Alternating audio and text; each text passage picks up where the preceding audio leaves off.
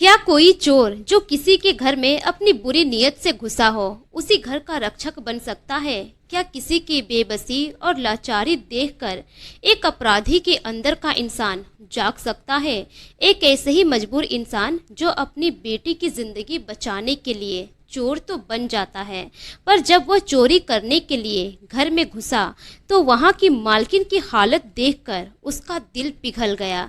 उसने चोरी तो नहीं की, पर अपनी जेब में पड़े आखिरी 5,000 रुपये वहीं छोड़ आया।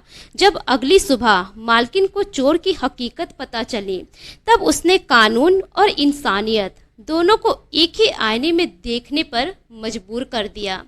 तो दोस्तों, आइए जानते हैं पूरी कहानी इस वीडियो में।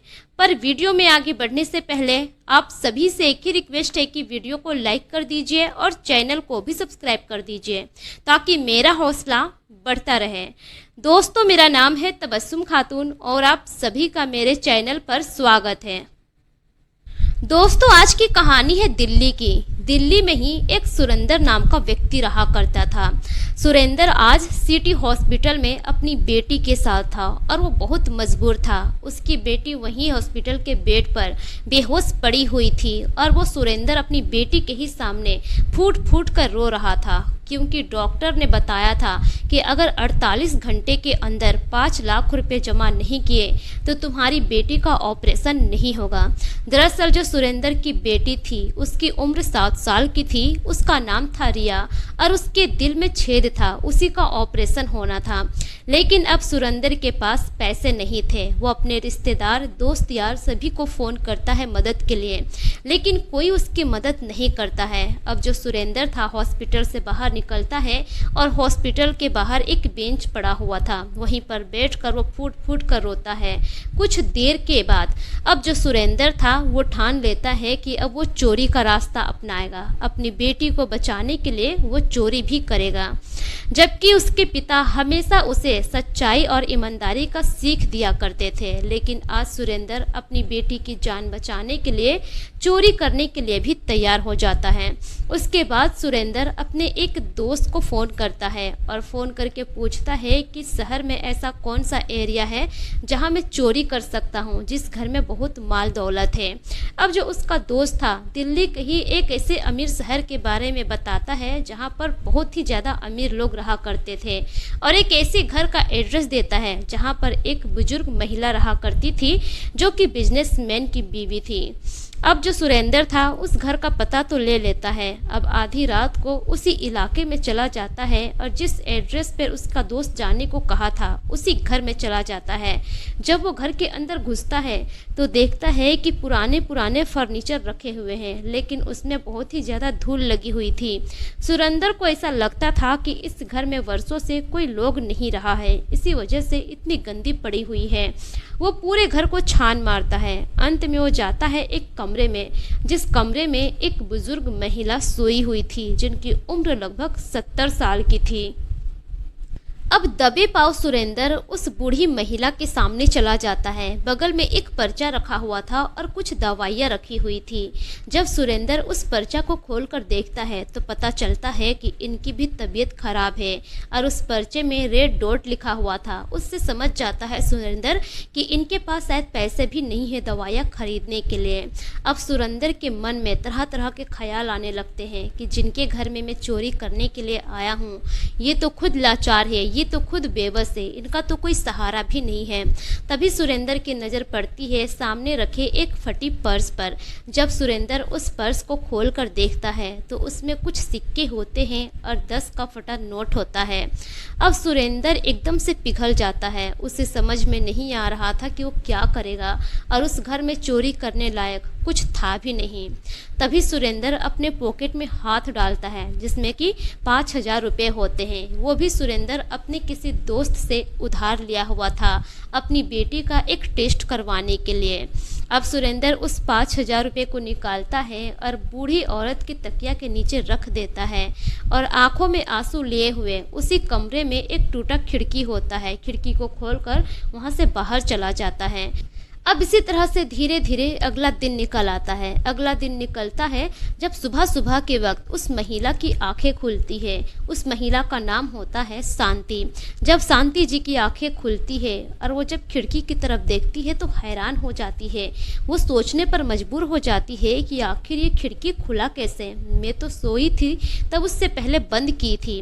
तभी उनकी हाथ चली जाती है तकिए पर। अब जब तकिए पर उनके हाथ जाती है तो थोड़ा अजीब लगता है। वो जब अपना तकिया हटाती है तो देखती है कि 500 रुपये का 10 नोट है, पूरे 5000 रुपये। अब वो महिला समझ जाती है कि इस घर में पक्का कोई घुसा था। अगर कोई चोर घुसा था तो घर से एक भी सामान गायब क्यों नहीं हुआ है, और वो चोर यहाँ पर चोरी करने के लिए आया था तो यहाँ पैसे रखकर वो क्यों चला गया। अब वो एकदम परेशान हो जाती है, सोचने लगती है। अब सोचने के दौरान ही उनकी नज़र पड़ती है ज़मीन पर। ज़मीन पर एक कार्ड गिरा हुआ था। जब उस कार्ड को उठाती है तो उसमें उस चोर का नाम लिखा हुआ था। उस कार्ड में नाम लिखा हुआ था सुरेंद्र हेल्पर, और जिस कंपनी में वो काम किया करता था उस कंपनी का नाम था सक्सेना इंडस्ट्रीज़। अब जो महिला थी वो समझ जाती है कि ये तो हमारा ही कंपनी है जो कि कुछ महीने पहले बंद हो चुका है, और वो सुरेंद्र को भी पहचान लेती है क्योंकि उसके पति अक्सर कहा करते थे कि हमारे कंपनी में एक हेल्पर है जो मजदूर है, बहुत ही ईमानदार और अपनी मेहनत और लगन से काम करता है। सुरेंद्र का नाम वो हमेशा अपनी पत्नी के सामने लिया करते थे। अब जो शांति जी थी वो समझ जाती है कि हो ना हो ये वही आदमी था, लेकिन आया इस तरह से चोरी करने के लिए तो यहाँ पर वो 5000 रुपये रख कर क्यों चला गया। और वो अच्छे से समझ जाती है कि उसके पास शायद कोई काम नहीं होगा और कोई मजबूरी रही होगी, इसी वजह से वो चोरी करने के लिए आया। यही सब वो सोच ही रही थी कि तभी पुलिस की गाड़ी का सायरन बजने लगता है, और थोड़ी ही देर के बाद पुलिस की टीम शांति जी के घर में घुस आती है। शांति जी से पूछती है पुलिस की टीम कि माँ जी, क्या आपके घर में चोरी हुई है, कोई चोर आया था क्या आपके घर में। अब जो शांति देवी थी वो क्या कहेगी, उसे कुछ समझ में नहीं आ रहा था क्योंकि उस चोर को भी वो अच्छे से जानती थी। वो कुछ बोलेगी उससे पहले ही एक पुलिसकर्मी अपने बड़े ऑफिसर से कहता है कि सर, सिटी हॉस्पिटल में एक 7 साल की बच्ची एडमिट है जिसके दिल में छेद है और ऑपरेशन के लिए पूरे 5 लाख रुपए लगेंगे। और जो बच्ची के पिता है जिसका नाम है सुरेंद्र, वो बहुत परेशान है। ये 2-3 दिन से यह न्यूज़ बहुत ही ज़्यादा वायरल हो रही है। अब यह बात जब वो महिला सुनती है शांति जी, तो वो और हैरान हो जाती है। अब उसी वक्त वो अपना बयान पलट देती है। वो बोलने वाली थी कि सर, मेरे घर में कोई चोर घुसा था, लेकिन जब इतना सुनती है पुलिसकर्मी के मुंह से, वो अपना बयान चेंज कर देती है और कहती है कि नहीं सर, आपको कोई गलत फहमी हुई है, मेरे घर में कोई चोर नहीं घुसा है। अब जो पुलिसकर्मी थे वो कहते हैं कि आपके कमरे का ये खिड़की कैसे टूटा हुआ है। वो महिला कहती है कि ये तो पहले से ही टूटा हुआ है, ऐसा कुछ भी नहीं है, पर आपको किसने इन्फॉर्म किया।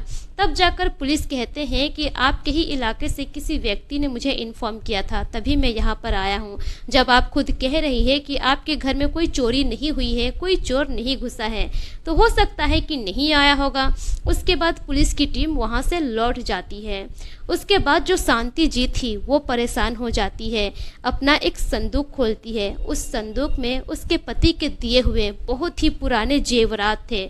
उस जेवरात को एक बैग में पैक करती है और जिस सुनार की दुकान पर उसके पति हमेशा जाया करते थे, उसी सुनार की दुकान पर जाती है और सारे जेवरात वो बेच देती है। सारे जेवरात बेचने के बाद पूरे 4 लाख रुपए मिलते हैं। एक बैग में लेकर 4 लाख रुपए चली जाती है सिटी हॉस्पिटल में। जैसे ही सिटी हॉस्पिटल के अंदर जाती है, वहाँ पर सुरेंद्र अपनी बेटी के पास बैठा हुआ रो रहा था। अब शांति जी सुरेश के पास चली जाती है। सुरेश शांति जी को देखने के बाद हैरान हो जाता है और कहता है कि मालकिन, आप यहाँ क्या कर रही हैं। शांति जी कहती है कि बेटा, मालकिन मत कहो, मैं तुम्हारी माँ जैसी हूँ, मुझे माँ कहो, और ये लो पैसे, अपनी बेटी का तुम ट्रीटमेंट शुरू करवाओ, बाकी के 1 लाख रुपए का भी इंतज़ाम मैं करती हूँ। अब जो सुरेंद्र था वहीं पर रोने लगता है और कहता है कि माँ जी, आपने इतना कुछ क्यों किया। तब जाकर शांति जी कहती है कि क्योंकि तुम मेरे ही ही कंपनी में काम किया करते थे ना, मेरे ही फैक्ट्री में। अब जो सुरेंद्र था वो कहता है कि हाँ माँ जी, मैं आपके ही फैक्ट्री में काम किया करता था, लेकिन आपकी फैक्ट्री किसी कारण बंद हो गई। उसके बाद से ही मैं बेरोजगार हो गया, मेरे घर की हालत बहुत ख़राब हो गई और अचानक से मेरी बेटी की भी तबीयत ख़राब हो गई, तभी से मेरी ये हालत है। शांति जी कहती है कि पहले जाओ ये पैसे जमा करो और अपनी बेटी का ट्रीटमेंट करवाओ। अब जो सुरेंद्र था वो पैसे जमा करता है, उसकी बेटी का ऑपरेशन शुरू हो जाता है। कुछ ही घंटों के बाद उसकी बेटी का ऑपरेशन हो जाता है और उसकी बेटी रिया खतरे से बाहर आ जाती है। उसी दौरान जो शांति जी थी, उनका एक पुराना मकान था, उस मकान को भी वो बेच देती है और उसमें से 1 लाख रुपए लाकर और देती है सुरेंद्र को, वो हॉस्पिटल में जमा कर देता है। जब उसकी बेटी पूरी तरह से ठीक हो जाती है, डिस्चार्ज होता है, उसके बाद शांति जी सुरेंद्र और उसकी बेटी रिया को लेकर अपने घर जाती है और सुरेंद्र से कहती है कि बेटा, आज से तुम मेरे बेटे हो और ये जो तुम्हारी बेटी है आज से मेरी पोती है। तुम्हें तो पता है ना कि मेरा कोई नहीं है इस दुनिया में, आज से तुम दोनों ही मेरे घर परिवार हो और मेरे आगे का सहारा हो। सुरेंद्र को इस तरह से एक घर मिल जाता है, एक सहारा मिल जाता है, उसकी बेटी रिया को एक दादी मिल जाती है। आज सुरेंद्र वहीं पर रहकर अच्छा खासा अपना एक छोटा सा बिजनेस कर रहा है। उस बिजनेस को करने के लिए भी शांति जी ही पैसा देती है सुरेंद्र को। जो अपना पुराना मकान वो बेची थी, उसी में से पैसे बचे हुए थे, उसी पैसे से उसका एक अच्छा सा बिजनेस खुलवा देती है। आज सुरेंद्र उसी बिजनेस को अच्छे से कर रहा है, शांति जी की देखभाल अच्छे से कर रहा है और उसकी बेटी की भी परवरिश अच्छे से हो रही है। तो दोस्तों, ये रही सुरेंद्र और शांति जी की कहानी। आपको ये कहानी कैसी लगी अपनी राय कमेंट सेक्शन में ज़रूर दीजिए और ज़रा भी अच्छी लगी तो इस वीडियो को अपने दोस्तों और रिश्तेदारों के साथ ज़रूर शेयर कीजिए। यह एक सच्ची घटना से प्रेरित काल्पनिक कहानी है। इस कहानी में सभी पात्र के नाम बदल दिए गए हैं। मेरा मकसद किसी के भी भावनाओं को ठेस पहुँचाना नहीं है, बल्कि मेरा मकसद आप सभी को सतर्क करना है, जागरूक करना है, ताकि आप अपना और अपने फैमिली का ख्याल रख सके।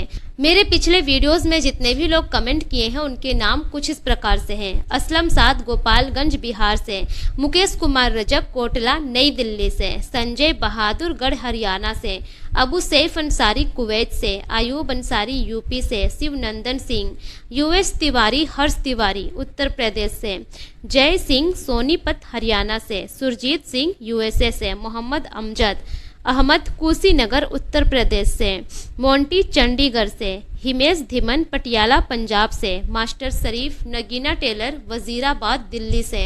दोस्तों, अगर आप लोग भी अपना नाम मेरी वीडियोस में सुनना चाहते हैं तो अपना नाम और अपने राज्य का नाम कमेंट सेक्शन में ज़रूर लिखें, ताकि मैं अपनी अगली वीडियो में आप सभी का नाम ले सकूं। मिलेंगे फिर एक नई कहानी के साथ, तब तक के लिए शुक्रिया। जय हिंद।